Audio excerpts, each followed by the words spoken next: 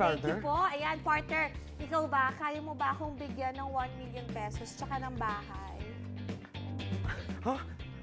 Well, mahal kita, partner. I'll do anything for you, pero hindi yon. Grabe ka. Baka 1 million hugs and kisses. Pwede na yan? Pwede Sige, ba? pwede And na compliments. May kilala lang ako na kaya mamigay ng 1 million pesos. Siya nga ang binansagang pinakamalakas.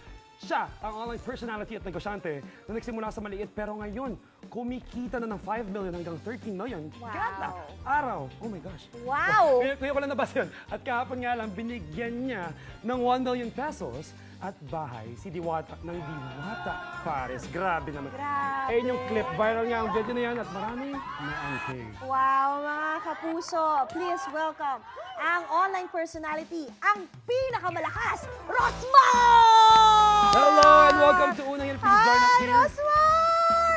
Hello, welcome Hello. to Unang Hello. Hirit. Hi, hi. Medyo Last time kasama natin siya mapawis sa lang ako. remote, pero ngayon dito na sa studio, no? Welcome to Unang Hirit Studio, Oo Rosmar. nga, Rosmar lang sa kalam. Nako, eto guys wala pa raw siyang tulog dahil nag-Asoka Challenge na.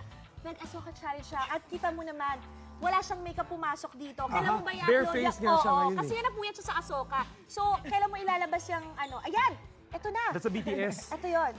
Sample lang para pang high. Ang Teaser. tease, yes. oo. Teaser. Pero ano daw, kailan mo daw ba i-upload? So minamadali na talaga namin kasi super inaabangan na yun ng mga fans ko sa TikTok. Yeah, Lagi yeah, nilang sinasabi na nasa na daw. Ah, Oh, kasi cute. trending siya since last week. Right? Correct, correct. Ito naman, unahin na natin itong nangyari kahapon. Rosmar, grabe yung iyak ni Diwata kahapon. Balita kasi namin, umabot sa 5 million worth lahat ng binigay mo sa kanya kahapon. So bakit mo naisipang sorpresahin na ganun si Diwata?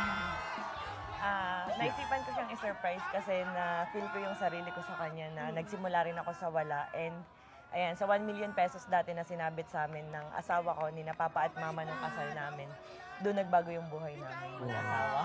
Ang dami nagbago since then, di ba? Yes.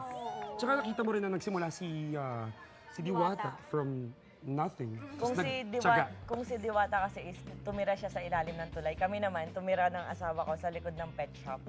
Kung Ang saan, beginnings ko. yes, nagtatakbuhan yung mga daga, yung mga ipis, ganyan. Kaya hanggang ngayon, hindi pa rin kami makapaniwala kung ano man yung meron kami. Natatamasan niyo Yes, na. parang nananaginip pa din. Blessed talaga si Rosmar. Hard work yan. At itong video, ang daming tao na nanonood. Oh. Eh, ano nangyari after nung video na yan? Anong pinag-usapan nyo ni Diwata? Kasi for sure nagulat siya, kita mo umiiyak Yes. siya dyan.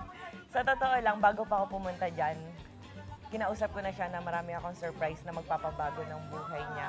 Pero syempre, hindi ko sinabi para surprise talaga and Tsaka magulat genuine yung siya. reaction niya. Yes. Correct, correct. Pero isa sa binulong ko talaga sa kanya nung araw na yan, sabi ko, dumating man yung time na malaos ka or di naman forever hype, di ba? Ang lahat, course. kahit artista, kahit sikat. Everything's Nawawala temporary. talaga. Sabi ko sa kanya, yung 1 million pesos na yun, i-keep niya talaga para sa future niya. Which is, sabi niya talaga, ibabangko niya agad yun para sa future At niya. for sure palalaguin niya yan. Tama. Yes. Of course, maraming napapasana all. Kahit kami. Kami.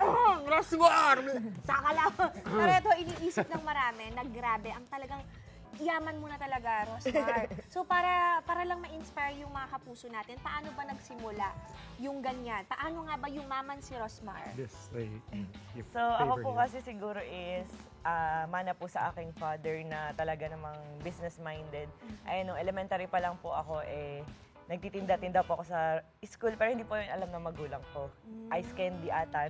Tapos nung high school naman is mga reviewer ko, dahil nga po, first honor ako nun sa classroom, pinapaserox ko sa kanila, then pinapabayaran ko 50 pesos, ganun, per subject. And nung- Business-minded na siya dati pa. Business-minded Yes, and nung talaga. college, yun na yung time na nakapunta ako ng mga DV and Quiapo. Doon ako nagsimula na parang ang lawak na. Buy and sell ako, post ako everyday, sinisipagan ko po talaga. Tapos lumawak din yung reach mo, lumawak din yung market mo. Yes, Correct.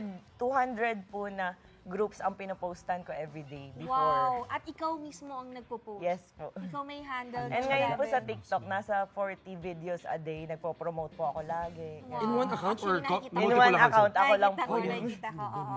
Ngayon, ang grabe, ang dami mo nang naipundar. Ano ba yung mga napundar mo na? Can we name some para naman ma-inspire Oo. yung mga nanonood nating kapuso?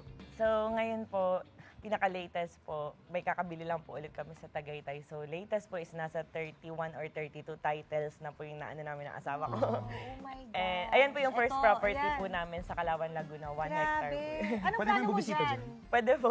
Pinaparent mo yan?